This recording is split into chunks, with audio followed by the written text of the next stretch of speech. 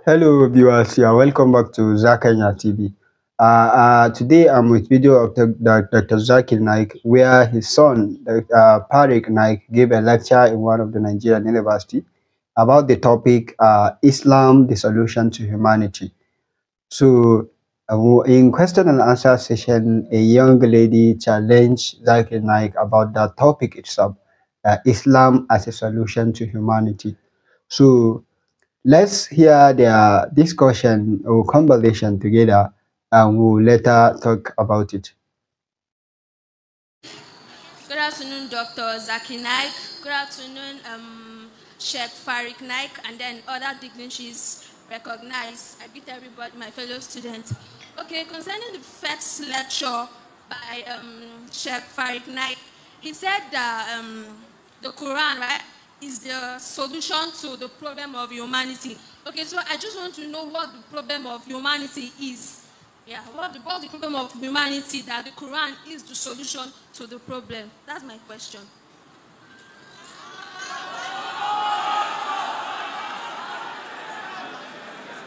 Do you want Farid to answer or me to answer? Sir, anyone, I don't know, anyone can answer. Sisters asked the question that what is the solution for humanity that Islam talks about? My son Farid, he gave a full talk. Islam has the solution for alcoholism. Islam has the solution for drug addiction. Islam has the solution for pornography. He mentioned all that. I think you didn't hear his talk. Sir, I did not hear it. You didn't hear it. Okay. So you don't intend me to repeat his full talk again. So he gave examples how... Okay. Sir, sorry. What's actually the problem of humanity that the Quran is the solution? Yes, humanity has many problems. For example, humanity has more number of women than men. If every man marries one woman, there will be yet many women who will be unmarried.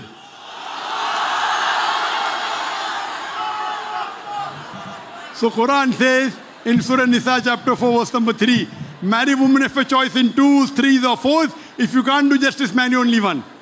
Okay, sorry sir, sorry. Let me complete the answer. So the full answer is in detail, I'm saying in short. Today, there's problem of terrorism. Surah Quran gives the solution. Surah Ma'idah chapter 5 verse number 32. If anyone kills any other innocent human being, except be for murder or for corruption of land, it's as though he has killed the whole of humanity. If any human being, Muslim or non-Muslim, kills any other human being, Muslim or non-Muslim, it is as though he has killed the whole of humanity. And if anyone saves any other human being, whether Muslim or non-Muslim, innocent human being, he saved the whole of humanity. There is no scripture in the world, not even the Bible, which has any verse close to this verse of the Quran. Isn't this the solution for terrorism? Yes or no? Okay, sir. Today, the problem alcoholism. Every year, more than 4 million people die because of alcohol. In the Bible, the first miracle Jesus Christ, peace be upon him, did was converted water into wine. Okay, sorry. We don't agree with that. We don't believe that Jesus Christ did this miracle. But the Bible says that.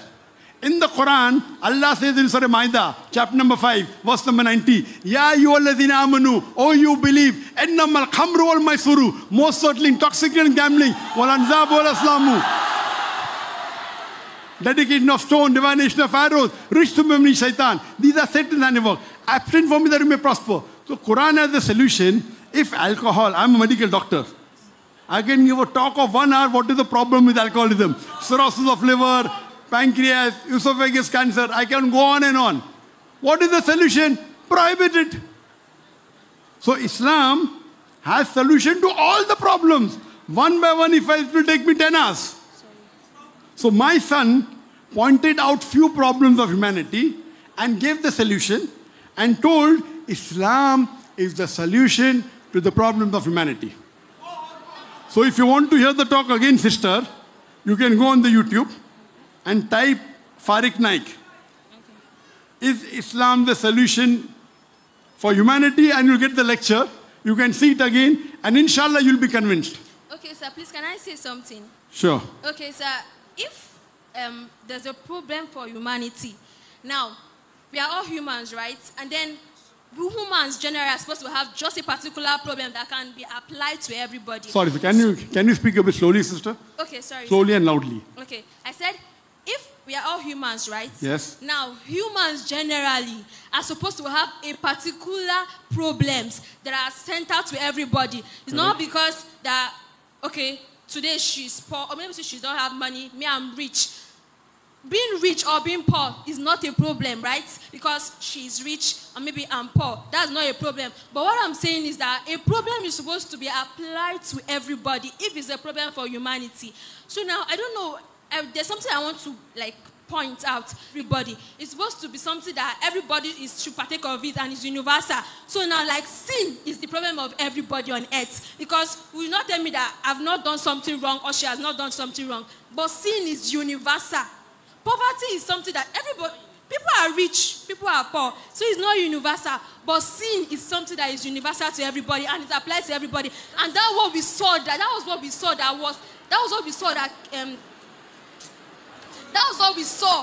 that Christ came to this earth. God came to fulfill on earth. I heard your question. I heard your question, sister. Okay. Yes, Sister is saying she is not talking about problems which are only to some people. Like she is rich, she is poor. It is a problem. Isn't she not a human being? It is a problem. It may not be a universal problem. I'll come to a universal problem afterwards. So Islam has solution to universal problem, even to individual problem. That's the beauty of the Quran. Being poor is not a problem. If that's not a problem, then give me all your money to me. If being poor is not... If being poor is not a problem, I challenge you today to put all your wealth in my name. Will you do it? No. Being poor is a problem. So don't tell this, sister. Please don't say being poor is not a problem. Because you are rich. Just because you are rich, you are saying being poor is not a problem. I disagree with you. Wait, sister, wait. Let me complete the answer. So being poor is a problem. What is the solution? I do agree everyone is not poor. What is the solution? Zakat. Every rich person who is saving of more than nisab level, who has more than 85 grams of gold, he or she should give 2.5% in charity. If every rich person, including you, give 2.5% of their wealth in charity, poverty will be eradicated from this world. There will not be a single human being who will die of hunger. Now coming to your question, I do agree with you. Poverty is a problem for most of them, but not for everyone.